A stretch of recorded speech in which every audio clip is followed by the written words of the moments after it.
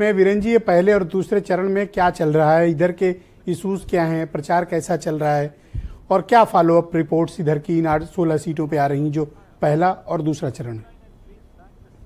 देखिए, जो 2 चरण थे इसमें अगर आप पिछले परिणाम पर नजर डालेंगे तो मामला 50-50 का रहा है।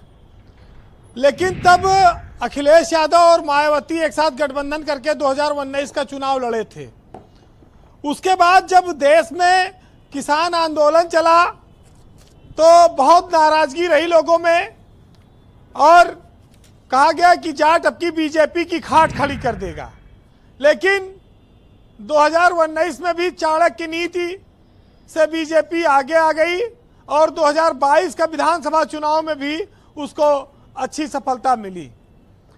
ये चौधरी लोग जो हुक्का गुड़गुड़ा रहे थे कि अजीत सिंह हार गए, इनको फिर से खड़ा करना है, जयंत चौधरी के लिए लोटा रख के कसम खा रहे थे सभाओं में। इन लोगों ने विधानसभा के चुनाव में जयंत को अच्छी मजबूती दे दी, ये बात सही है, और उसकी वजह से उनके 9 विधायक जीत कर आ गए। तो जाटलैंड का जो मिजाज अगर आप देखेंगे तो वो बदलता रहता है हर चुनाव में, लेकिन हर चुनाव में बीजेपी ने अपनी रणनीति से बढ़त बनाए भी रखी, ये भी एक सत्यता है।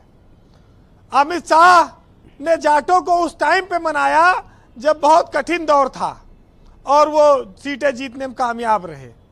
अब की बार तो सबको मिला ही लिया है।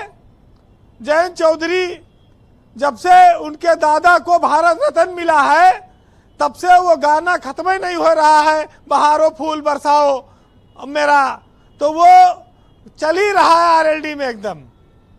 तो ये भी विरोध का कोई कारण तो बचा नहीं है।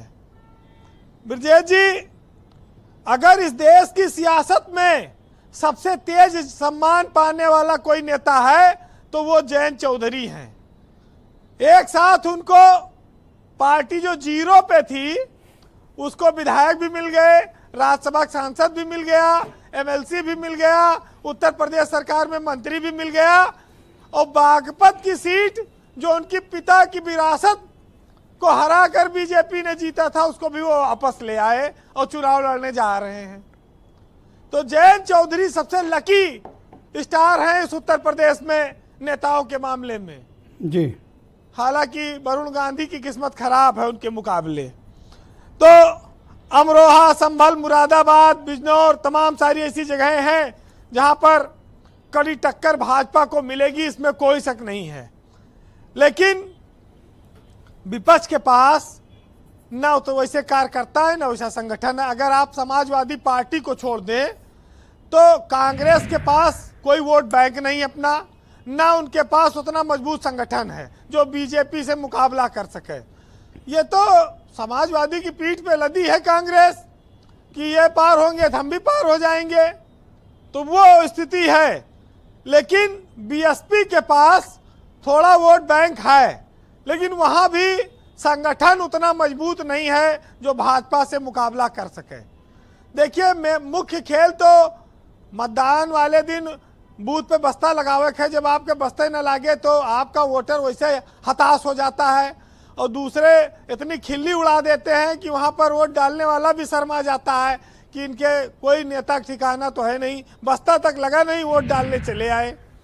तो ये भी बड़ा असर डालता है चुनाव पर जी। ब्रजेश जी, मोदी जी ने पिछली जो रैली की शुरुआत की थी वो भी पश्चिमी उत्तर प्रदेश से की थी 2019 के चुनाव में। इस बार भी उन्होंने मेरठ से रैली की शुरुआत की। मेरठ में खासतौर से पश्चिमी उत्तर प्रदेश में राम मंदिर का एक मुद्दा बड़ा प्रभावी है, क्योंकि धार्मिक मुद्दा है। उसके साथ साथ रामायण में राम की भूमिका निभाने वाले अरुण गोविल को टिकट देकर इस मुद्दे को और मजबूत किया है भाजपा ने, और इसको ये दर्शाया है कि जिस राम को लोगों ने टीवी पर देखकर अपने जीवन का आदर्श माना, अब वो उनके बीच में आए हैं, वोट मांग रहे हैं। राम के नाम पर ही वोट दे दो, भले उस सीरियल के राम रहे। तो ये भी एक बड़ी जो है भावनात्मक कहा जाए वो जुड़ाव की कोशिश है। एक बात देखने को मिली थी, जब राहुल गांधी, प्रियंका और अखिलेश यादव ने आगरा में एक साथ आकर एक रैली की, राहुल गांधी की जो यात्रा थी, उसमें जो भीड़ आई उसने दर्शाया कि मुकाबला वो कड़ा देने वाले हैं, लाखों की भीड़ जुटाई। तो ये अखिलेश और राहुल और प्रियंका का करिश्मा भी आप कह सकते हैं कि ये तीनों ने मिलकर जो काम किया। लेकिन उत्तर प्रदेश में आज की तारीख में जी मुकाबला योगी और मोदी की टीम से है, और एक और अभी टिकटों के बंटवारे पर तमाम सारे संशय बने हुए हैं, संगठन कमजोर हैं। तो स्थितियों को देखना पड़ेगा कि मोदी के विरोध के में जितना वोट जाएगा वो विपक्ष को अपने आप मिल जाएगा, इसलिए विपक्ष उतनी मजबूती से नहीं लड़ पा रहा है, या अभी उसको लगता है कि अभी समय है, अभी देर में शुरुआत की जाएगी।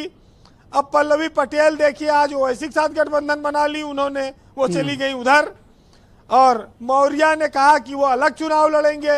हर जिले में अलग अलग छत्रप टाइप के लोग खड़े होने लगे हैं।